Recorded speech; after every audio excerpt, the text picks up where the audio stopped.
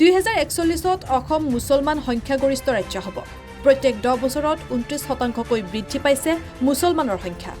প্ৰতি 10 বছৰত 22 লাখকৈ বৃদ্ধি পাইছে মুছলমানৰ জনসংখ্যা। তাৰ পৰিৱৰ্তে হিন্দুৰ জনসংখ্যা মাত্ৰ 16% বৃদ্ধি পাইছে। শীঘ্ৰেই সংখ্যাগুৰুলৈ পৰিণত হ'ব মুছলমান।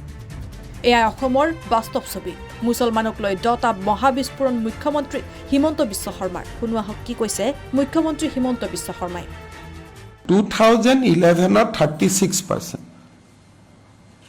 গতিকে 10ৰ পৰা 11ত কিমান পাৰ্চেণ্ট বাঢ়িলে, 11ৰ পৰা 21 কিমান পাৰ্চেণ্ট বাঢ়িব, 21ৰ পৰা 31 কিমান পাৰ্চেণ্ট বাঢ়িব। এইটো এটা ষ্টেটিষ্টিকেল চেম্পলিং হয়। এইটো ডেটা আপুনিও গৈ গুগলত মাৰি ল'ব পাৰে। 11ত অসমত মুছলিম কিমান আছিল, 1ত কিমান আছিল, 1991ত কিমান আছিল, 1981ত কিমান আছিল। প্ৰত্যেক বছৰে কিমান পাৰ্চেণ্ট বাঢ়ি আছে। প্ৰত্যেক 10 বছৰত মুছলিম পপুলেশ্যন অসমত 29% কৰি বাঢ়ি আছে। 35 আছিলে, 34 হ'ল, 29 হ'ল। কিন্তু ৰাফলি প্ৰত্যেক 10 বছৰৰ মূৰে মূৰে 30%, 29/30, 30% মুছলিম বাঢ়ি আছে। 1,40,00,000 মুছলমান আছিলে 2011ত। 30% বাঢ়িলে কিমান হ'ল? নেক্সট 30% বাঢ়িলে কিমান হ'ল? হিন্দুও বাঢ়িছে, হিন্দু বাঢ়িছে 16%। গতিকে প্ৰত্যেক 10 বছৰত ইন কম্পেয়াৰ টু মুছলিম হিন্দু, মুছলিম 16% বাঢ়ে। গতিকে 16% হ'লে কিমান হ'ব? 1,40,00,000 আছে, 16% হ'লে 22 লাখ। প্ৰত্যেক 10 বছৰৰ মূৰত 22 লাখ মুছলিম অসমত বাঢ়ে। গতিকে 2011ৰ পৰা 21ত 22 লাখ বাঢ়িলে, 21ৰ পৰা 31ত 22 লাখ, 31ৰ পৰা 41ত 22 lakh, then they become majority. এইটো এটা পৰিসংখ্যা, যিটো মই কোৱাৰ কাৰণে হিমন্ত বিশ্ব শৰ্মাই কৈছে এনেকুৱা লাগি আছে। মই কোৱা নাই, ইণ্ডিয়ান চেন্সাছে কৈ আছে। এইটো মোৰ কোৱা তথ্য নহয় এইটো।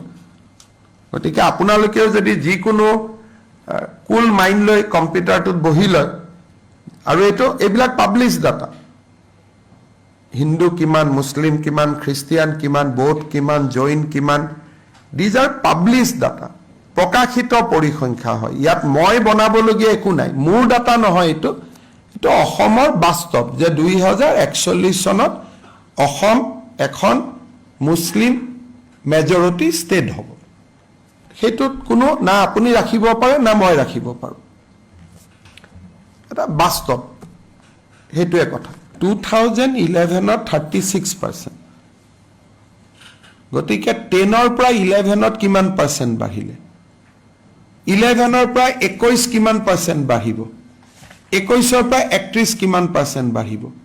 এইটো এটা ষ্টেটিষ্টিকেল চেম্পলিং হয়। এইটো ডেটা আপুনিও গৈ গুগলত মাৰি ল'ব পাৰে। 11ত অসমত মুছলিম কিমান আছিল, 1ত কিমান আছিল, 1991ত কিমান আছিল, 1981ত কিমান আছিল। প্ৰত্যেক বছৰে কিমান পাৰ্চেণ্ট বাঢ়ি আছে। প্ৰত্যেক 10 বছৰত মুছলিম পপুলেশ্যন অসমত 29% কৰি বাঢ়ি আছে। 35 আছিলে, 34 হ'ল, 29 হ'ল। কিন্তু ৰাফলি প্ৰত্যেক 10 বছৰৰ মূৰে মূৰে 30%, 29/30, 30% মুছলিম বাঢ়ি আছে। 1,40,00,000 মুছলমান আছিলে 2011ত। 30% বাঢ়িলে কিমান হ'ল? নেক্সট 30% বাঢ়িলে কিমান হ'ল? হিন্দুও বাঢ়িছে, হিন্দু বাঢ়িছে 16%। গতিকে প্ৰত্যেক 10 বছৰত ইন কম্পেয়াৰ টু মুছলিম হিন্দু, মুছলিম 16% বাঢ়ে। গতিকে 16% হ'লে কিমান হ'ব? 1,40,00,000 আছে, 16% হ'লে 22 লাখ। প্ৰত্যেক 10 বছৰৰ মূৰত 22 লাখ মুছলিম অসমত বাঢ়ে। গতিকে 2011ৰ পৰা 21ত 22 লাখ বাঢ়িলে, 21ৰ পৰা 31ত 22 লাখ, 31ৰ পৰা 41ত 22 lakh, then they become majority.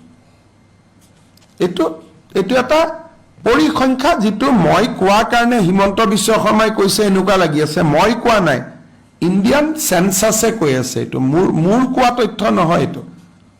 গতিকে আপোনালোকেও যদি যিকোনো কুল মাইণ্ড লৈ কম্পিউটাৰটোত বহি লয়, আৰু এইবিলাক পাব্লিছ ডাটা, হিন্দু কিমান, মুছলিম কিমান, খ্ৰীষ্টিয়ান কিমান, বৌদ্ধ কিমান, জৈন কিমান, দিজ আৰ পাব্লিছ ডাটা, প্ৰকাশিত পৰিসংখ্যা হয়। ইয়াত মই বনাবলগীয়া একো নাই, মোৰ ডাটা নহয় এইটো অসমৰ বাস্তৱ যে 2041 চনত অসম এখন মুছলিম মেজৰিটি ষ্টেট হ'ব। সেইটোত কোনো না আপুনি ৰাখিব পাৰে না মই ৰাখিব পাৰোঁ, এটা বাস্তৱ, সেইটোৱে কথা। কালিৰ পৰা যদি পপুলেশ্যন কণ্ট্ৰলৰ ব্ৰেণ্ড এম্বেচাডৰ ৰাহুল গান্ধী হৈ যায়, তেতিয়া ফটাফট কাম হ'ব। আজি আপোনালোকে এখন মুছলিম গাঁৱত যাওক, দুটা নাম লৈ যাওক, যে হিমন্ত বিশ্ব শৰ্মাই কথা ক'লে শুনিব নে ৰাহুল গান্ধীয়ে কথা ক'লে শুনিব? সকলোৱে ক'ব ৰাহুল গান্ধীয়ে ক'লে শুনিম বুলি।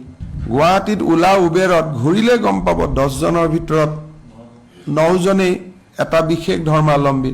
জনসংখ্যা কমোৱাৰ আটাইতকৈ গুৰু দায়িত্ব কংগ্ৰেছৰ ওপৰত, কাৰণ কংগ্ৰেছৰ কথা তেওঁলোকে শুনে। বিয়া পাতি 12টা জন্ম দি এইটো ব্ৰেণ্ড এম্বেচাডৰ হ'ব নালাগেতো, তেওঁৰ কথা শুনে মানুহে, মোৰ কথাটো নুশুনে। গুৱাহাটীত ওলা উবেৰত ঘূৰিলে গম পাব 10 জনৰ ভিতৰত 9 জনেই এটা বিশেষ ধৰ্মাৱলম্বী। গতিকে এইবিলাকতো বাস্তৱ সত্য হয়। এটা ভোট বিচৰা মানুহবিলাকে যদি সকলোৱে এটা এইবিলাক কামত যোগ নিদিয়ে, মই অকলে বা আপুনি অকলে কি কৰিব? সেইকাৰণে মই ভাবোঁ যে জনসংখ্যা কমোৱাৰ আটাইতকৈ গুৰু দায়িত্ব কংগ্ৰেছৰ ওপৰত, কাৰণ কংগ্ৰেছৰ কথা তেওঁলোকে শুনে। কালিৰ পৰা যদি পপুলেশ্যন কণ্ট্ৰলৰ ব্ৰেণ্ড এম্বেচাডৰ ৰাহুল গান্ধী হৈ যায়, তেতিয়া ফটাফট কাম হ'ব। খটাখট নহ'লেও ফটাফট হৈ যাব। কিয় তেওঁৰ কথা শুনে, মোৰ কথাটো নুশুনে নহয়, মোকতো এনিমি বুলি ভাবে না। মানুহজন কেনেকে তেওঁৰ কথা শুনে মানুহে না। বিয়া পাতি 12টা জন্ম দি এইটো ব্ৰেণ্ড এম্বেচাডৰ হ'ব নালাগেতো, তেওঁৰ কথা শুনে মানুহে, মোৰ কথাটো নুশুনে। আজি আপোনালোকে এখন মুছলিম গাঁৱত যাওক, দুটা নাম লৈ যাওক, যে হিমন্ত বিশ্ব শৰ্মাই কথা ক'লে শুনিব নে ৰাহুল গান্ধীয়ে কথা ক'লে শুনিব? সকলোৱে ক'ব ৰাহুল গান্ধীয়ে ক'লে শুনিম বুলি। দুখন কাগজ লৈ যাওক, যে ৰাহুল গান্ধীয়ে ক'লে শুনিব নে মোদীয়ে ক'লে শুনিব? তেওঁলোকে ক'ব ৰাহুল গান্ধীয়ে ক'লে শুনিম। গতিকে জনসংখ্যা নিয়ন্ত্ৰণত আটাইতকৈ যদি ডাঙৰ ভূমিকা কোনোবাই পালন কৰিব পাৰে, ৰাহুল গান্ধীয়ে পাৰে। গুৱাহাটীত ওলা উবেৰত ঘূৰিলে গম পাব 10 জনৰ ভিতৰত 9 জনেই এটা বিশেষ ধৰ্মাৱলম্বী। গতিকে এইবিলাকতো বাস্তৱ সত্য হয়।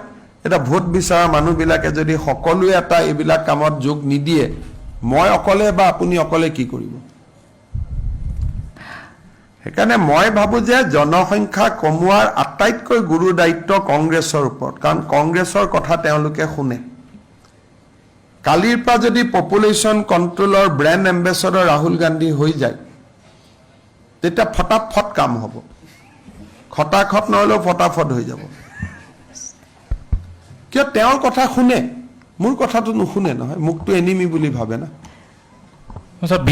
মানুহজন কেনেকে তেওঁৰ কথা শুনে মানুহে না। বিয়া পাতি 12টা জন্ম দি এইটো ব্ৰেণ্ড এম্বেচাডৰ হ'ব নালাগেতো, তেওঁৰ কথা শুনে মানুহে, মোৰ কথাটো নুশুনে। আজি আপোনালোকে এখন মুছলিম গাঁৱত যাওক, দুটা নাম লৈ যাওক, যে হিমন্ত বিশ্ব শৰ্মাই কথা ক'লে শুনিব নে ৰাহুল গান্ধীয়ে কথা ক'লে শুনিব? সকলোৱে ক'ব ৰাহুল গান্ধীয়ে ক'লে শুনিম বুলি। দুখন কাগজ লৈ যাওক, যে ৰাহুল গান্ধীয়ে ক'লে শুনিব নে মোদীয়ে ক'লে শুনিব? তেওঁলোকে ক'ব ৰাহুল গান্ধীয়ে ক'লে শুনিম। গতিকে জনসংখ্যা নিয়ন্ত্ৰণত আটাইতকৈ যদি ডাঙৰ ভূমিকা কোনোবাই পালন কৰিব পাৰে, ৰাহুল গান্ধীয়ে পাৰে। News desk, Sarupathar plus.